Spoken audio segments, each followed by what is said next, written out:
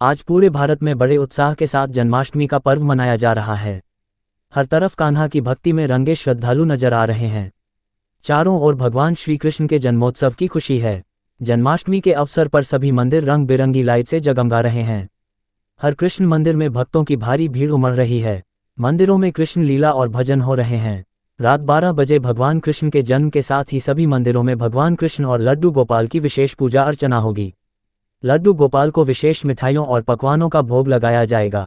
लड्डू गोपाल के भोग के लिए इस खास दिन घरों में लोग तरह तरह की मिठाइयां बनाते हैं।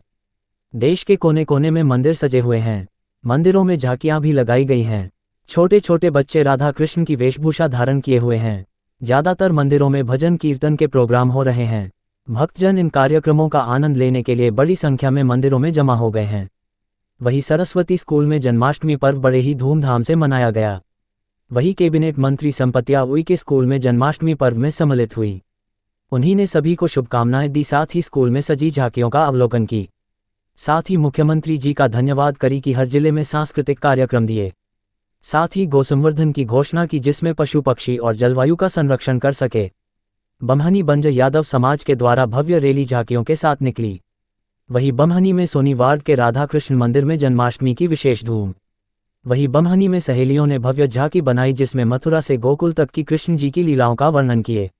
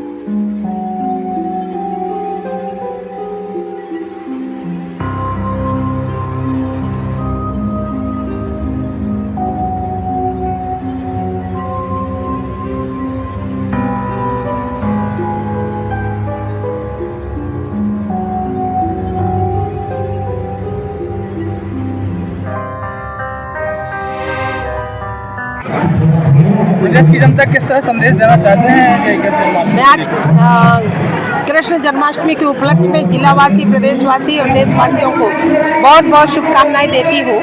और जिस तरीके से आप देख पा रहे होंगे कि पूरे प्रदेश में उत्सव के रूप में कृष्ण जन्माष्टमी पर्व मनाते हैं। इस बार विशेष रूप पे 3 दिन तक लगातार हम लोगों ने मंडला में संस्कृति विभाग के द्वारा वहाँ से प्रदेश स्तर से स्पेशली ऐसे प्रोग्राम बना था, जिसका आनंद पूरे मंडला जिले के लोगों ने लिया है।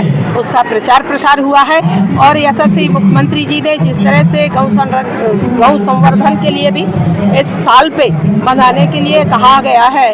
और आज पूरे जिले में हमारे 9-10 ऐसे गौशाला हैं जहाँ पे गौओं को रखा जाता है।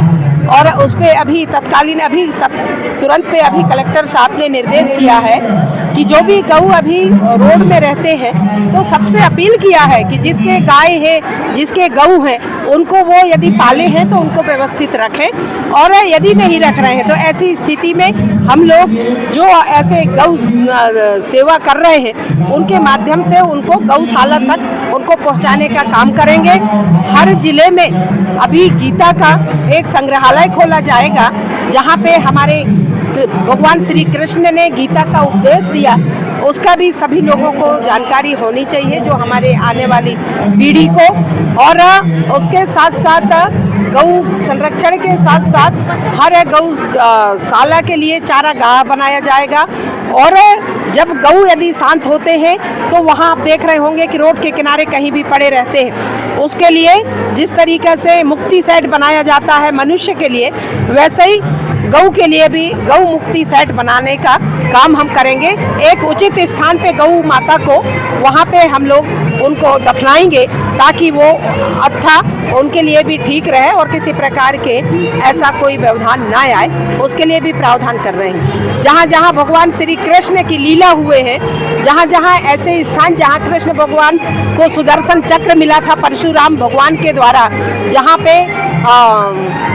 पे भगवान श्री कृष्ण ने 64 विद्या का ज्ञान किए थे, वहाँ का स्थान, ऐसे 3-4 ऐसे स्थान सिंधी यानी, तो ऐसे स्थानों को, नारायण धाम को, ऐसे स्थानों को हमारी सरकार यशस्वी मुख्यमंत्री जी ने चिन्हित करके उनको विकसित करने का काम भी माननीय मुख्यमंत्री जी के द्वारा हो रहा है। ये अद्भुत काम है। मैं बहुत धन्यवाद देती हूँ कि धर्म आध्यात्मिक क्षेत्र में सच्चाई और धर्म के लिए माननीय मुख्यमंत्री जी ने विकास के लिए काम कर ही रहे हैं, माननीय प्रधानमंत्री पूरे देश के लिए काम कर ही रहे हैं, पर धर्म और आस्था के लिए भी काम कर रहे हैं। ये बड़ी अपने क्षेत्र की खबरों को देखने के लिए नीचे दी हुई लिंक को टच करें, लाइक और सब्सक्राइब करें, साथ ही बेल आइकॉन को प्रेस करना ना भूलें।